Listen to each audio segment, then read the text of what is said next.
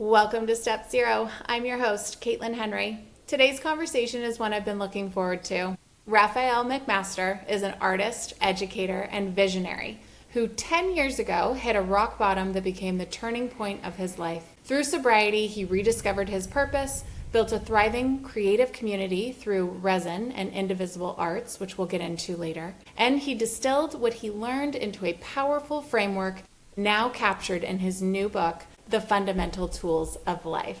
We're going to talk about the dark night that started it all, how art became his medicine, how creativity became a spiritual technology, and what it means to live a consciously creative, sober life. Raph, I am so honored to have you here today. Oh, it's great to be here with you, Caitlin. Thank you for having me. I love how we connected too. This is what I love about sobriety. We did not connect through sobriety. We connected completely different way. And then it all looped in that, oh, you're sober, I'm sober. And then what magic it is that's been created since then. So I'm excited to dive into it today. Don't want to start there. Take us back to the moment that led you to your sobriety. What was happening in your life when you realized something had to change?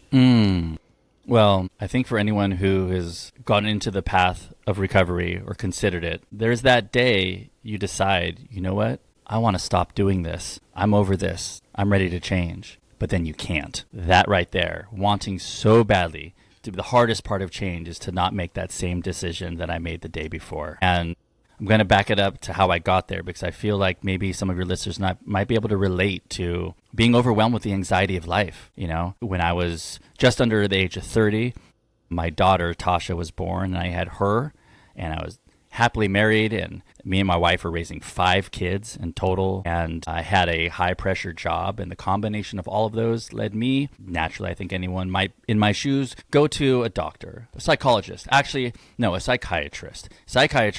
Can you help me? He said, oh, absolutely. I got you covered. No problem. And you know what? He didn't teach me any tools. He didn't teach me about breath.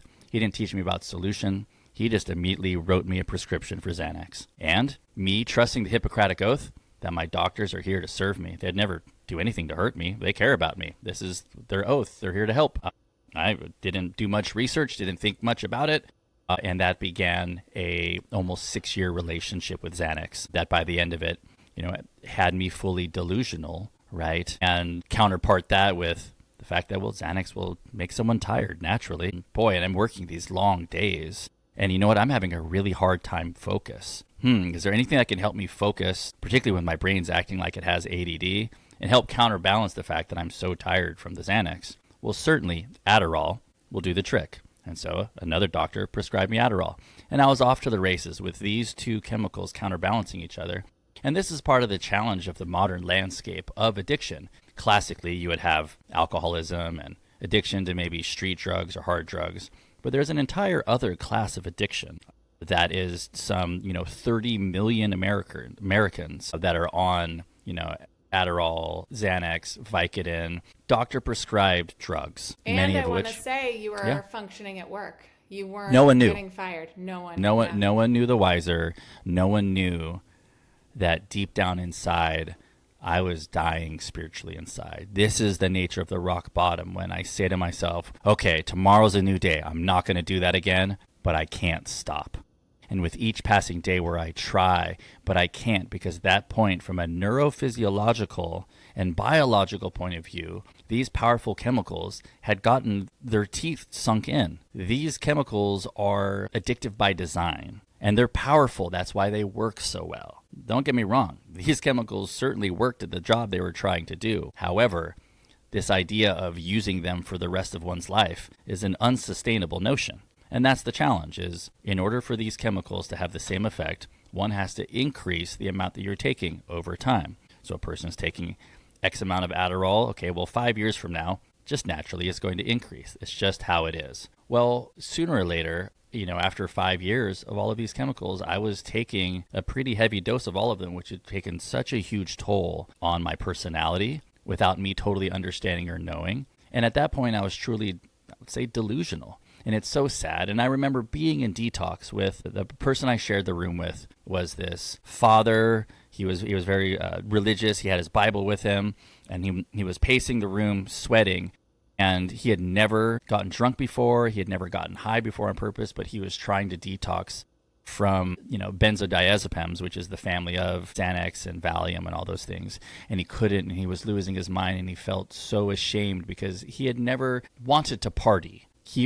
What happened is his father died, and then his mom died soon after, and the grief and the anxiety, and that became his pathway and his entry road. The challenge is this: the neurology of addiction does not distinguish as to what it was that created the neurological wiring that is of addictive nature. So when I take the same thing over and over again, when I take the same stream over and over again, it becomes a canyon in time. Well, if that's true, then the 8.5 hours a day that we spend on average on a screen, on apps that are designed to be addictive, is breeding an entire generation of tens of millions of youth that have the addictive neurological wiring, and they don't know they have that level of predisposition to it. If a person got into addiction and recovery because they were partying, doing hard drugs, and so on, they would know how they got there. We're going to have an entire generation of people that are surprised as to when they take their first drink or take their first pill or whatever it is, and they're in their mid-20s and they don't have a history of addiction, their family doesn't have a history, but all of a sudden they're off to the races and it's got its dragon claw in them. The chains of addiction are too subtle to feel until they're too strong to break. Absolutely. So take us back to that moment where you're getting away with this. You get prescribed these drugs from your doctors. Is your wife privy to what's happening, that it's starting to spiral? What's happening in your personal life? Sure. I think the people that know us best notice first and don't know how to help. And it's so subtle in its nature. I think being drunk every day at work would have a much less subtle, right? So they were talking about subtle personality shifts. But if a person is having a personality shift over a period of time, how does one really know what to attribute that to? It's a bit of a moving target. Right. Needless to say, in part because I didn't understand profound and fundamental tools like the tool of forgiveness. Needless to say, my life was getting smaller and smaller because less and less people wanted to hang out with the person that I was becoming. Right. And it's in that aloneness, in that separateness, in that disconnection where the voices in my head can really take me for a turn for the worse. I think it's part of the importance and value of connection and of staying connected to a wolf pack so I don't wander out on my own and get stuck in a bear trap and no one can know. So connection, I mean, I've heard it said on TED Talk, Johan Corey's TED Talk, that the opposite of addiction isn't abstinence, it's connection. And to a large degree, I can really relate to that. Absolutely. And what did your circle look like when you were still drinking and Geez.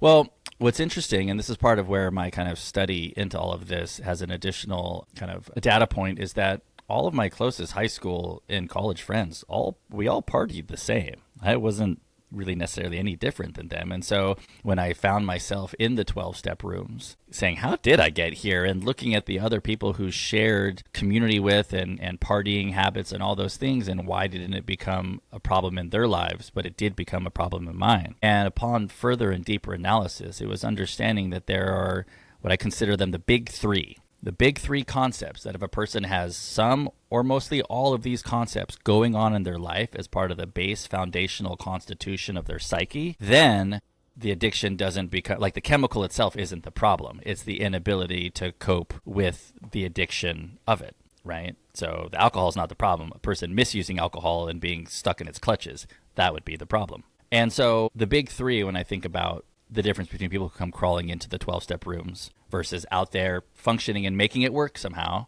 because all my friends are still out there partying the same and they make it work and it's not a problem. The big three are having a sense of a higher power in one's life, whether that be God or whatever it is, source, whatever it is we want to call it. And we just had a speaker, Dr. Lisa Miller, who's fantastic and amazing, a New York Times bestselling author, TEDx speaker who's been on Oprah. She came and spoke at Resin, our creative headquarters here in Hermosa Beach last week.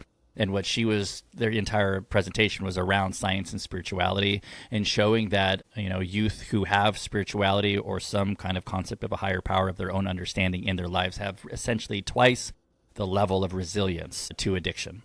Is what her studies and studies are bearing out, right? So higher power of one's own understanding. I did not have that when I was 35 and entering into the 12-step rooms. I did not have that.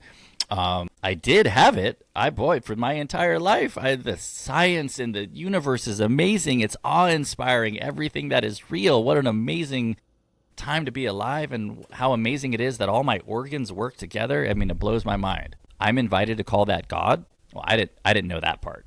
I had not received that invitation in a way that I could hear, that I could create my own relationship to my own higher power. So that's one of the three. I love that. I did not receive that how did you say that? Yeah, I hadn't received that invitation yet for me to have the opportunity to define it on my own terms. In a way that you could hear. I think that's huge, because a lot of people are like, I'm exposed to religion. My parents pushed me into a Catholic church, or I had to try this, or I went to here and I never resonated with it. It didn't make sense. But I love that you're saying it was needed in a way that you could hear. And I think that's what you do for kids today. So keep telling us the big three. So higher power of one's own understanding is 1. Number 2, acceptance. Being at peace with everything as it is. Thy will be done. Everything is unfolding just so. And me being frustrated and irritated and upset that things aren't the way I want them to be. Lack of understanding that the reality was not mine to control. Instead, it's mine to serve and contribute to. That fundamental non-understanding of what is mine to control and what isn't,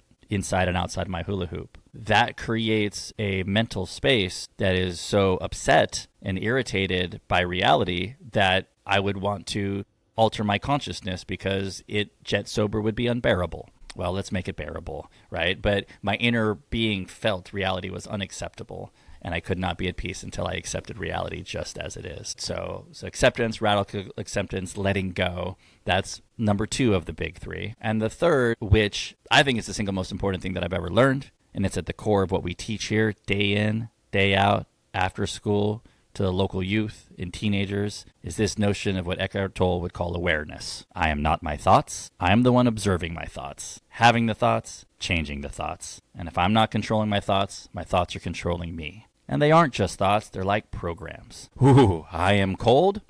All right, boss says make us cold, shiver. Have your hair stand on end. Ooh, I am cold is what my brain is saying. Okay, well then I need to stay warm. How do I talk to myself? This art of the inner language of my mind, by having this skill and practice of observing my thoughts and then replacing them with better ones, cultivating a positive garden between my ears. And I so didn't understand that that's what they were trying to teach me with mindfulness. I didn't pick that up. That's what they were saying. But now I realize that's what they were saying. And the voices in my head had created such an untenable experience in there. Boy, oh boy, give me the average person off the street and put them inside of my head, they'd want to escape too. I get it. And to this day, I just listen to all of them. I got 3 or 4 voices going on in my head. And to be honest, I didn't know that that wasn't normal as well. I mean, I think we all kind of figure what we're experiencing is what everyone else is experiencing, right? And I now think there's probably 8 to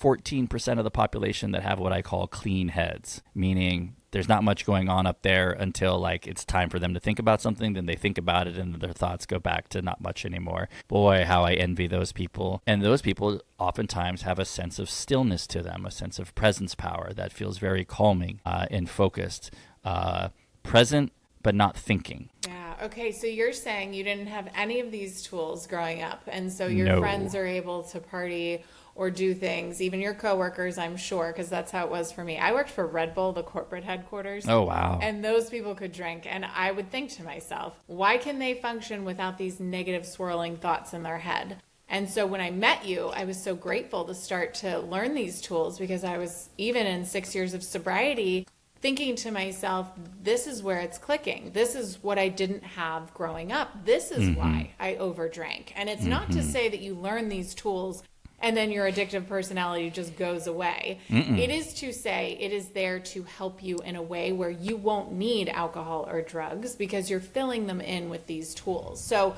before any of that happened, I want to close out your story with, how did you end up in detox? So what was that rock bottom? What did that look like? Yeah. By that point, I had moved out to be by myself because, man, this made me sad. I've never said this out loud. I didn't want anyone to be around me. I was too fearful of hurting others psychologically, emotionally, whatever. I had grown to no longer trust myself, and I was starting to catch the understanding that way I was experiencing reality is different than how everybody else had been, you know? I mean, it's some cold, sobering water when everyone that you're closest to thinks you have a problem and thinks you need help and you don't even know. It's like, and so I had grown completely and thoroughly delusional. And I'm lucky enough that at that pivotal point, I was able to get help. But not everybody does. And not everybody has a close group of friends and family that will stick with them through all that.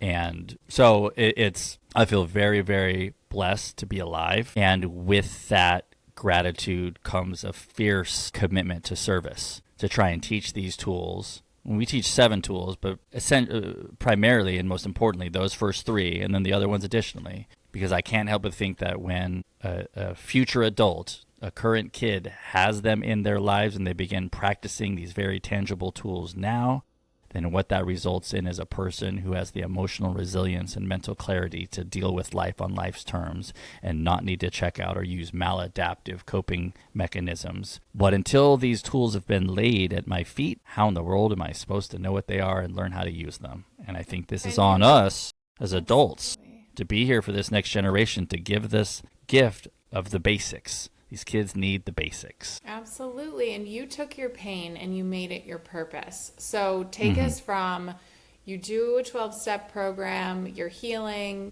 you're doing the work. How did it come to be the fundamental life tools? Where is that in your journey? Yeah. How did that just come to fruition? Because I picture it like a burning bush moment.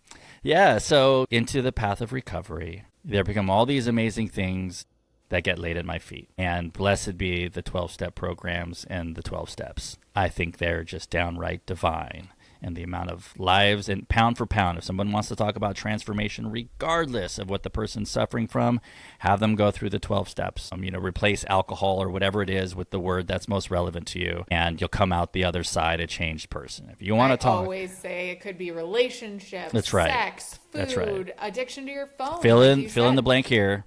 Yep, those 12 steps are divinely inspired and tremendously powerful. And people go all these workshops and all these different things. Change my life. I want to change who I am. Okay, cool. Sit down and do the steps then. Go with someone who knows how to do it. Have them take you through it. So, between the steps and getting into a CBT, a cognitive behavior therapy course as a student, and then a dialectical behavior therapy course, DBT as a student, and then somatic and trauma therapy and Dr. Joe Dispenza workshops and Eckhart Tolle, and again, Richard Rudd and the Gene Keys, and you start on human design, start onboarding all of these things that come together as a tapestry of consciousness and tools. And then the pandemic happened. Now, up until then, our nonprofit Indivisible Arts, which you'll see it's a division sign with an X through it. Until then, at our headquarters resin in Hermosa Beach, it was really about being a creative laboratory that ensures that all the local students have a place to come to be able to do art. In part because the local school districts,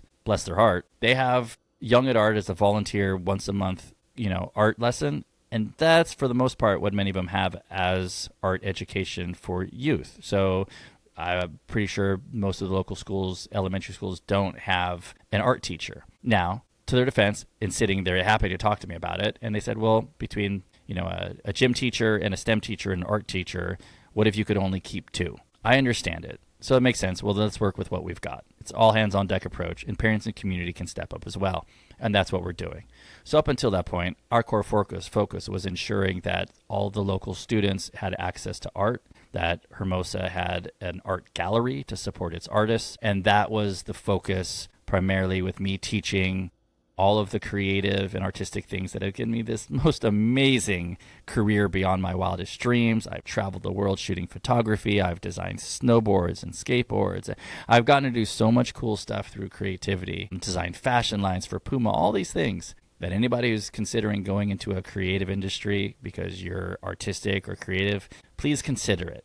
It's amazing and awesome. And when the pandemic hit and there were some local tragedies that hit really close to home, it became evident that we're going to need to support this youngest generation and step up in a meaningful way for them. And it was at that point I started talking to, therapists and psychologists, psychiatrists, president of a health organization, executive coach, spiritual coach, shaman. Yeah, click them all. Hey, everybody, what is the most fundamental set of tools we could possibly give to this next generation? Now, there's dozens of tools, so many, beautiful lists, amazing lists. They could go on forever, and they do go on forever, and I practice all of the tools and all of its multitudes that I can get my hands on because I need all of them, honestly. However, you go to a kid and you say, we've got 35 tools to teach. It's overwhelming. So we felt that 7 was a very manageable number, and it's a beautiful number for a lot of different reasons. And so we chose 7. So we said, okay, well then let's back ourselves into it. What are these 7?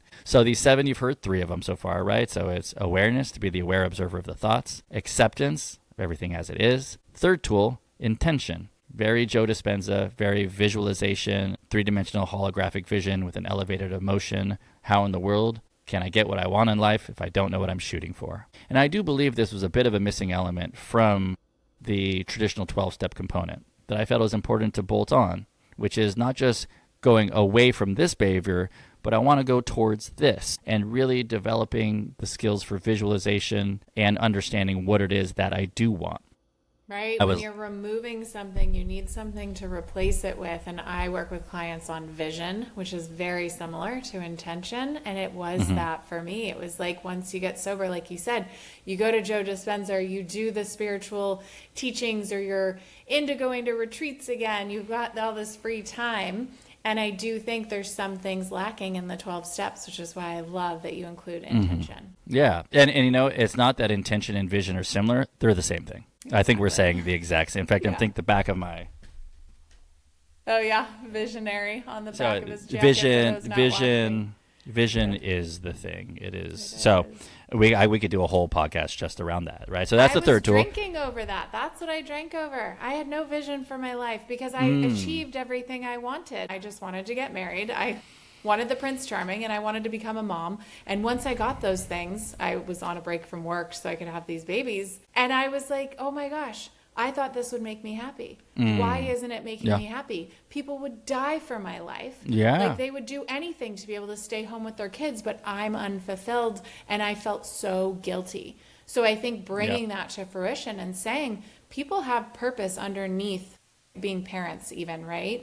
So, yeah. Well stated, you know, and now looking back, I realized for me it was like a God-shaped hole. And I very, very much relate to what you were saying and that feeling. Absolutely. Absolutely. That emptiness of having what you think would make you happy, but it doesn't. That's a terrible feeling. That's a terrible feeling. And part of why I suffered so much in reflecting about those feelings is that a lot of times I was the only thing I was thinking about. And I hadn't really learned about the heart of service and really living for other people, not in a maladaptive way, but in a connected way. And so that is one of the 7 tools we teach. We teach it as connection, and that's connection to each other and the power of service, connection to my own soul, particularly through the power of creativity and art, getting into that flow state, connection to nature and beauty, and then connection to a higher power of your own understanding. And it is a sight to behold to get to experience 30 Gen Z youth all together, and all of them are talking about a higher power of their own understanding. It doesn't need to match each other. And I invite anybody who's listening, if you're ever in LA,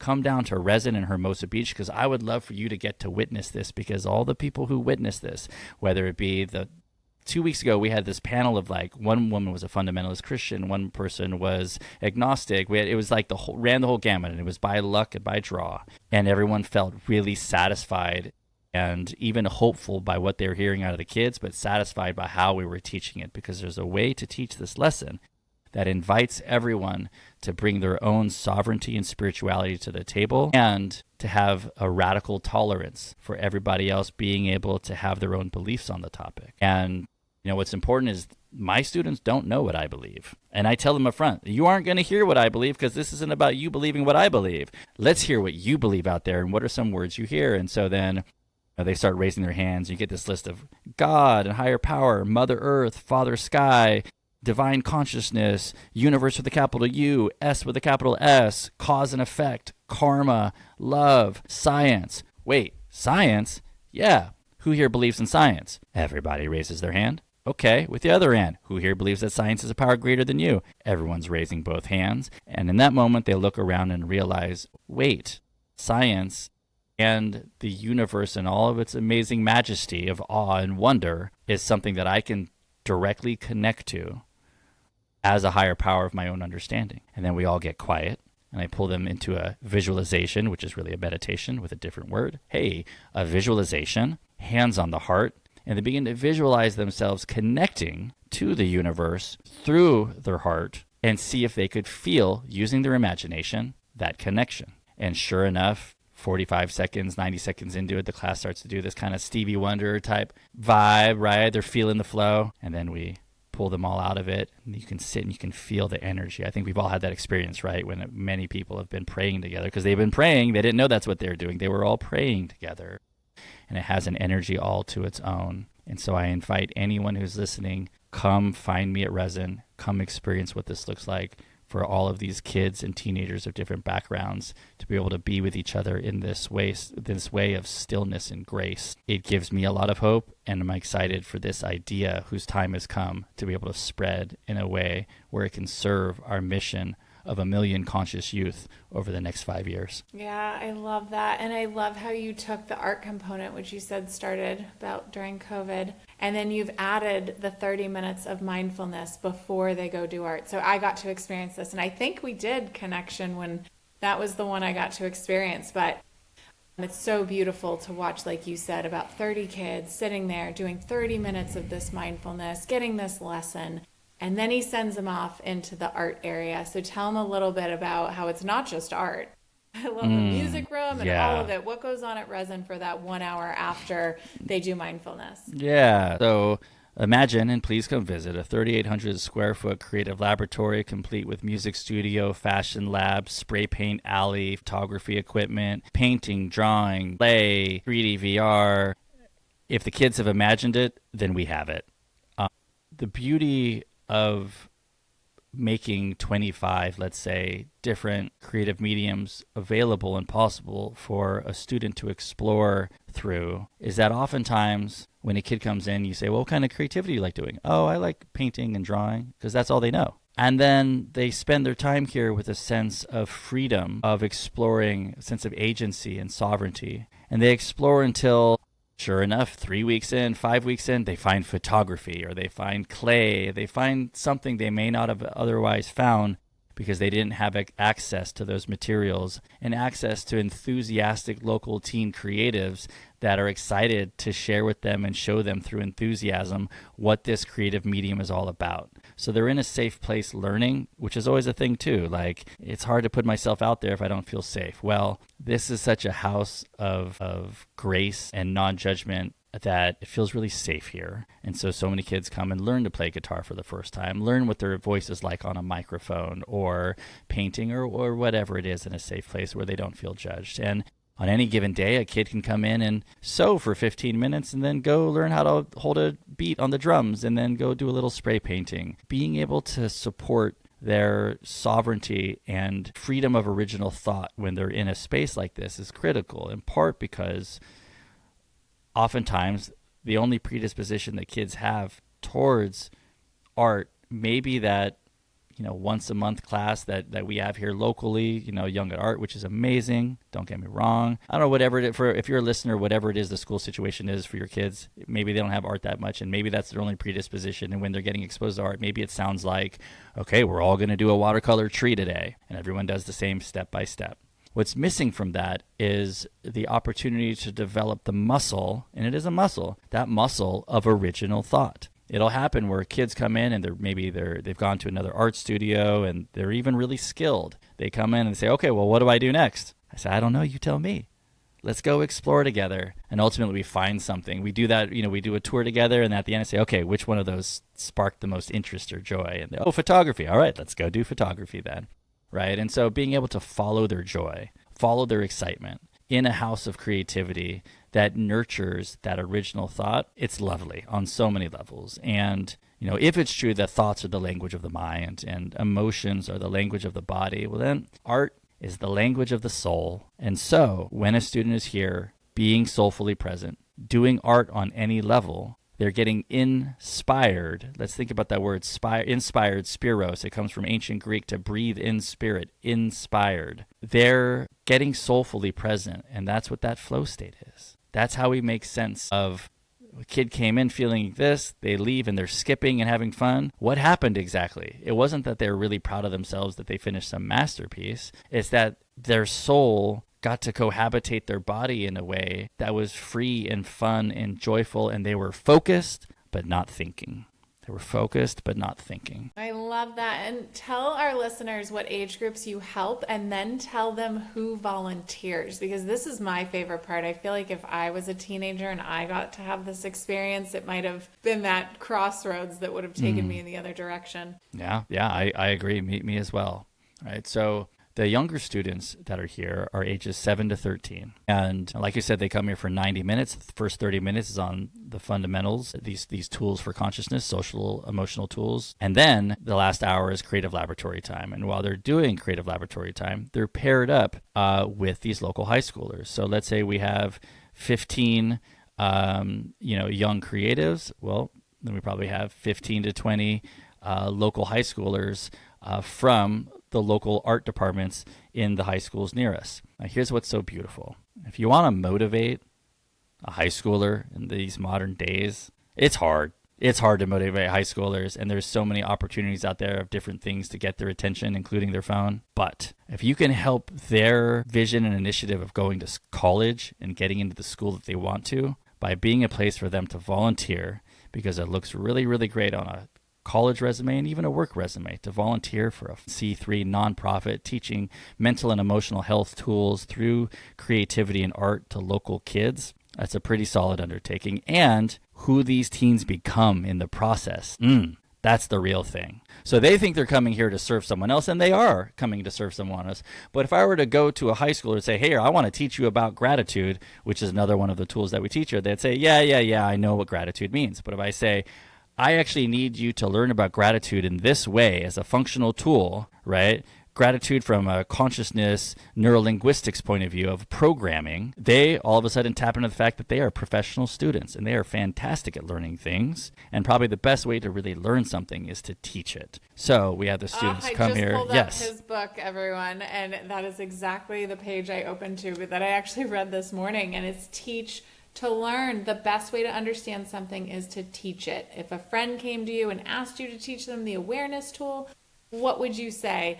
And I literally had read the whole chapter and I was like, oh my gosh, wait, how would I teach this? And then when you switch that mindset, it all sticks. It all downloads. So what you're doing for these teenagers to say, hey, I just need your help here. I need you to teach this tool. But by teaching it, that teenager is learning it, grasping it, and then taking it with them on their journey of life. Nailed it. And what's awesome is how would you teach it becomes the essay they have to write in English class, where we now teach these tools as California state accepted English curriculum. So the fundamental life tools is being taught alongside the kids reading Catcher in the Rye or Lord of the Flies. What a great opportunity for them to not only read something, but write about something where they are becoming in the process. And through this process, we've transformed high school lives, supporting kids get off ADD medication, overcome addiction, overcome eating disorders. The tools and the steps are universal to anybody's challenges and problems, right? Now, it's not one size fits all, and I'm not saying we have the cure for everything. However, for so many of these people suffering, if you give them tools that work, their life can and will change. And if we can make it their homework to write about these things, right? So next thing you know, they're writing an essay of what is most frustrating and upsetting to them in their life. What is the most unacceptable thing? And this is what acceptance would look like. And this is how they're using the acceptance tool on it. And now they shoot a video of it for homework. And that video can then go onto this platform that these local teens have built called streamofconsciousness.life. This last summer, a couple dozen high schoolers got together and built a platform as part of the Indivisible Arts mission towards 1 million conscious youth called streamofconsciousness.life. And you can go to it and you can see the prototype platform. And what you'll see there is videos of high schoolers saying, hey, my name is so-and-so. I struggled with this, this, and this. I used the tool of, let's say, awareness, acceptance, and forgiveness to overcome that. Here's how the tool worked. This is what it was like before, and this is what it's like now. And what's happening now is that high schoolers that are familiar with this platform and are part of this project are using it as a way of coping. I'll get a text from somebody who's in that crew saying, hey, I just went through this, this, and this. Is it cool if I shoot a video about it? I think it would really help me get over it. Right? So we're taking what's been in the rooms in the 12-step program and saying, how do we take each of those pitches, those shares, and make them not only of greater value to the entire whole of the community of people struggling and trying to find their way? And how do we make it so that a person can essentially chime in and pitch from anywhere, right? Shoot a video that helps them process it. And ultimately, what we're trying to build on this website is a catalog that some high schooler in Iowa who's writhing around in the middle of the night because they're uncomfortable in their own skin because they just got suspended again, because they got caught vaping again, and they don't even know why they vape, but they can't stop because, well, it's addictive. And their parents are arguing after dinner while they're doing the dishes, saying, like, this only therapy we can get him into, we can't go for another 3 weeks, and is this even going to work? And what's one session going to do? Because then he can't see him for another couple of weeks after that. We can't afford this. Isn't covered by insurance. And now this kid feels like a burden because his parents are saying isn't even worth spending money on this kid's therapy because it's probably not going to work. There's got to be a different way. And this is a different way. And it's free, and that kid can go immediately onto the site and start learning tools from other kids his same age that might have problems similar to what they're going through. Absolutely. And those kids sharing their story, they're doing exactly what you did. They're sharing their pain and they're making it their purpose. I love to hear That's that right. Even after the fact, and even all those videos are up, they're reaching out to you like, hey, I just went through this thing and I know I need to share it. I think that's where your soul calls to you and says, I need to get this pain out of me. They always say when you share that pain, it cuts the pain in half. And so I think when we keep sharing that and we keep saying it's okay to share that that's how it made you feel, but what is the solution? That's what I love about 12-step. When we share, you really end with solution. You're not just supposed to go in there with this drunk-a-log. It's not about whining and complaining. Yep. It's not about whining and complaining. It's what are the tools? And that's what I love so much about them being tools. And there's a lot of, SEL curriculum out there and a lot of stuff, and so much of it's great. And what I love about the 12-step programs and the spiritual toolkit that's been laid at my feet is that they're tangible, functional tools that I can hold and actually get somewhere with. It's not abstract or theoretical, right? It's very salt of the earth, hands in the dirt stuff. And these kids are so quick to pick up stuff that works, that's timeless. I'm not making up any of these 7 tools. This is what the group of us thought, and this is age-old stuff. In fact, it shouldn't come from me. It should come, what's the best that's ever been out there, right? So we got awareness, like Eckhart Tolle and Jack Kornfield in mindfulness. We got acceptance of everything as it is. We've got intention, a la Joe Dispenza. We got gratitude, so we call it G-flipping, flipping a lens of gratitude.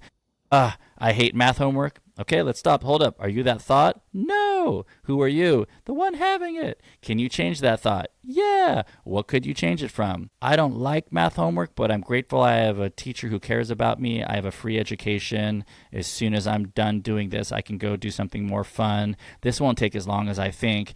I like growing and learning, and I'm going to need this for college. Well, those 6 thoughts then create an attitude and a perspective that, if anything, for that day of math homework is going to make it 30% more tolerable. And if it's worth taking 2 minutes out of my time to make that experience more tolerable, well, then wouldn't it be worth it? And this is the question and the formula we lay at the feet of these high school students who look at that and go, well, that makes sense. Yeah, let me take a second and get my mind right. Let me get my mindset right.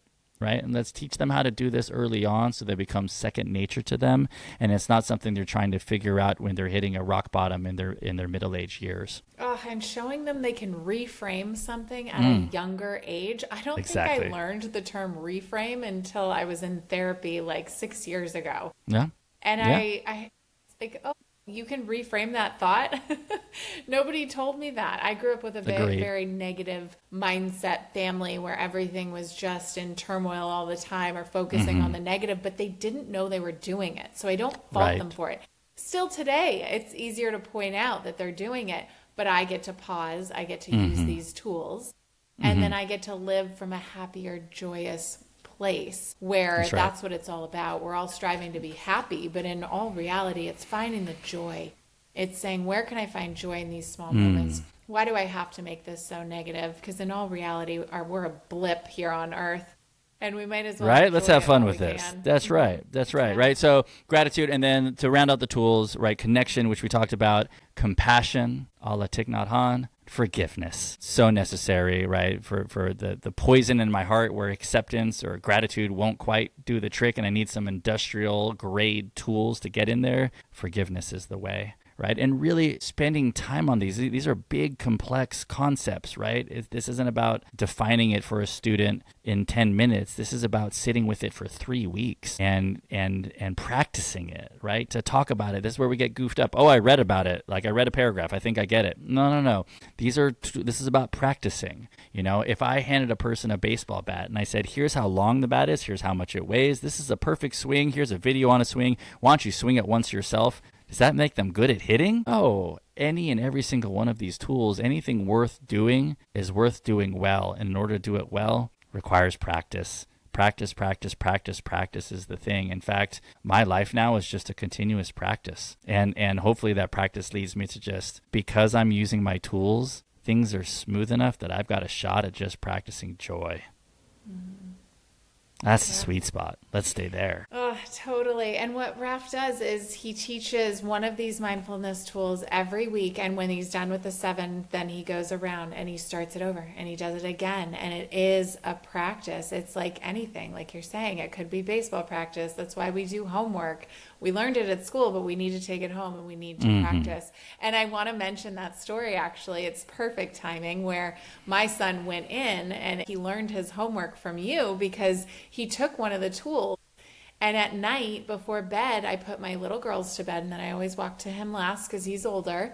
And I'm laying with him and he said, Mom, I had a lot of anxiety today. I was really worried about something, but because I went to resin and because Raph taught me the tool of, I can't remember if it was acceptance or something, but he just said, because he didn't have the words for it. He couldn't tell me what the word even was. But he was practicing it. What he was practicing, but he said, Mom, I took 3 deep breaths and I changed my letting mind it go about it. I let it go and I changed my mind to not being worried, and it worked. And he was so excited. And at the time, he's 9 years old. So of course he doesn't have the language for it, but it doesn't matter. It's how you made him feel. That's right. And that is such a gift of like what you're giving. And I think that it's going to blow up. So I'm excited to watch it happen. And I can't wait to be a part of it. Raph and I are working together in some pretty cool ways. So that's for a future episode. But I'm just a huge fan of what you've done here. I always said, take alcohol out of the 12 steps. Everyone needs them. Put them into schools. But what you've done is you've made it tangible for our youth. That's right. Yeah. And thank you. And I'm excited to walk this path with you. And yeah, we have something that works. It has a beginning, middle, end, and it's got results. It has a trail of hundreds, if not thousands, of local teens and kids that are now conscious. Conscious is defined as being the aware observer of their thoughts. That's no small thing, and we know how to do it. And it isn't rocket science or something mysterious. We're just doing what everybody else is doing, but we're just focusing it on languaging in a way that it's resonant and native to youth. And the way to do that is to workshop it with them day in, day out, and understand where they're coming from, the examples they use, how to, instead of it being some top-down thing where we have all these, this knowledge, we'll teach it to you. It's more like, let me facilitate a circle and let's all sit in the circle together in transmitting this remembrance of these basic tools that I think they already have, because I think we're hardwired with all of them, to be honest. It's putting shape around these basic concepts so that they can become more skilled at their own internal practice of it. And so, being in the rooms, how many times have I sat there with other people in the rooms going, man, I just wish this could be for everyone because it's so sweet what I've found here with the fellowship and all the things. And I think it can be. And we started a program or started a meeting called Wisdom Seekers in homage to we're not trying to replace it or anything like that, really saying, boy, that really works. Can we have circle for everybody? So our circle for everybody is called Wisdom Seekers. Our local one for the kids is Teen Wisdom Seekers. It meets every Thursday at Alcove Beach Cities, which is a partnership with Beach Cities Health District. We have a teenager one now, a college one that just started in person at NYU, which is cool to have college students starting their own. You can tell you have something that works and is sticky when you've got people whose lives have been changed and transformed going out there into the real world and starting programs on their own based upon it. That's a pretty strong indicator that maybe what we're doing works. And we have one employee whose name is Isaac, who actually, the high school where I teach this every Tuesday as California State accepted English curriculum. It's called Da Vinci Rise. And it's a South Bay high school focused on the foster youth of South Bay. And so one of the foster youth, Isaac, when he graduated, he came to me and said, hey, what you were teaching me was life-changing. Are you cool if I take those tools and teach them at the group homes where I grew up? Because, even not just the kids, but even the staff there needs to hear this stuff. And so he took it, relanguaged some of it to really make it feel native to him and go with it, because the tools are the tools, right? They can show up in whatever package it needs to be. The tools are tools. They're fundamental in their nature. So, those are all good indicators that we have something that works. And I think we've seen through tens of millions of people whose lives have been transformed and changed and saved by the 12-step programs. That works. Let's take it so that anybody and kids can be learning all these same things now and connecting and coming together in fellowship and community and connection. Let's explore that now as part of our birthright of being part of this social human community. Yeah, and you're saying it in a way that people can hear. So I love just how it all comes full circle. So if someone wanted to join Wisdom Seekers, or if they wanted to know more about it, tell them how they could do so, and tell them how the meeting works, this 1 hour. Sure. If you're interested in it, well, first I'll tell how it works, and then you can see if you're interested in it. So it's a Zoom, 6:45 in the morning.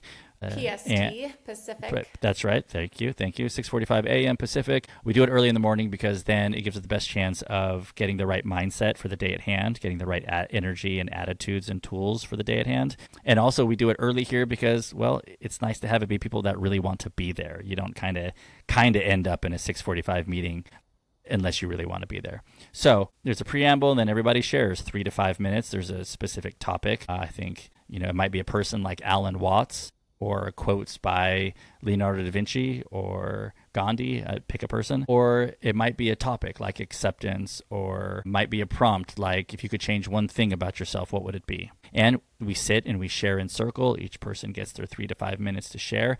I think this is one of the most oldest and basic of human technology is sharing in circle, And Caitlin, I know you're doing amazing things with sharing in circle and reflecting back. And I think there's, at the heart of therapy and Catholic confessional and Scientology, client intake at the very beginning, all of it is around getting to share and feel heard and feel seen, and the sense of empathy. That's the magic of connection that we can all give each other, and to do it in circle and for each other as a community fellowship.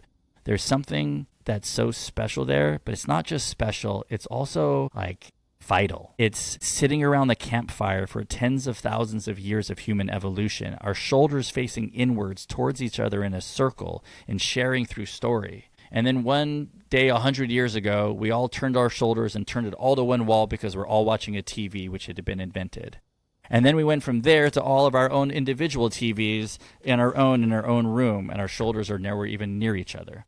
So the geometry of us sitting in circle and sharing together, it unlocks something in me that is really difficult for me to put words on. But, well, come experience it for yourself and see if the best in us helps shape the best in you as we go out with a sense of spiritual nourishment for the day at hand. Yeah, and we'll put all the links in the show notes, how you find that and how you find Raph. Before we end with where they can find you, I like to do a few rapid fire questions. Sure. So what is a mantra or maybe a quote that keeps you grounded in your recovery? It's all good. Thy will be done. It's all good, baby. Keep it moving. Keep it moving. There are no big deals. It's all good. It's all good. Okay. Yeah. What is a teaching that changed you most from fundamental tools of life? Oh, yeah. You're not your thoughts. You're the one having the thoughts. That was such a fundamental shift. It's like when you see the end of the movie Usual Suspects, and then all of a sudden you see the rest of the movie different. You're like, oh, whoa. Like, I really see my reality is different because I was just listening to whatever was in my head as my opinion, and I was following that wherever the wind took it. So, yeah, I am not my thoughts. I'm the one having the thoughts. That's a big one for me. And I didn't learn that till I was 35. And consciousness is different than, let's say, intelligence or creativity or any of that. It is the practice of that. So even though I learned it when I was 35, it didn't really sink in till I was maybe 36. And I wasn't even practicing it super well till I was 37 or 38. And still to this day, it is a daily practice. So I'd say that one, yeah, for sure.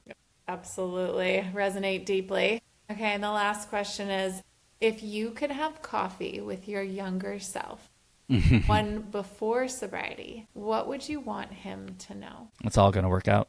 It's all going to work out.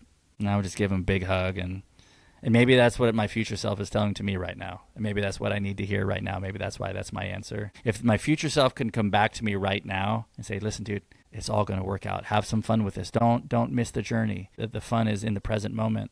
If I could follow suit with it, then that would be to act with faith. And I want to be a person who acts with faith. And that's who I envision myself to be. So that would definitely be the comforting words I'd give myself.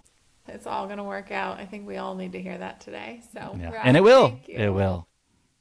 Thank you so much for sharing so openly today. Your story just reminds us that creativity is not something we do once we're healed. It's something that heals us as we do it. So for anyone who's listening, where can they find you? What are some links or social media that they can go to find out more? Sure thing. So our C3 nonprofit, that is Indivisible Arts, as in cannot be divided. So that is indivisiblearts.org. My personal website is raphaelmcmaster.com. My Instagram handle is McMasterPeace, as in peace. And then I'm sure Indivisible_Arts, I believe. And don't forget to buy the book on Amazon, The Fundamental Life Tools. And it's cost effective and available. I think it's $12, right? Yeah, and it's $12 for like a wealth of knowledge that I don't want to stop reading. I've been through it once, highlighted all the things, and now I'm going to go through it again and again as that little spiritual piece of literature I need in the morning. Because like we talked about, it's not just about removing alcohol and the 12 steps. Those are great. But I need more, and I'm always spiritually seeking. And this is daily practice. Top on my list for spiritually seeking. And I join Raph's Tuesday morning, 6:45. Come see me as well. Come see us there. And for my listeners, just remember, you don't have to hit rock bottom to begin again. You just have to stop digging and take your own step zero. Raph, thank you for being here. Until next time.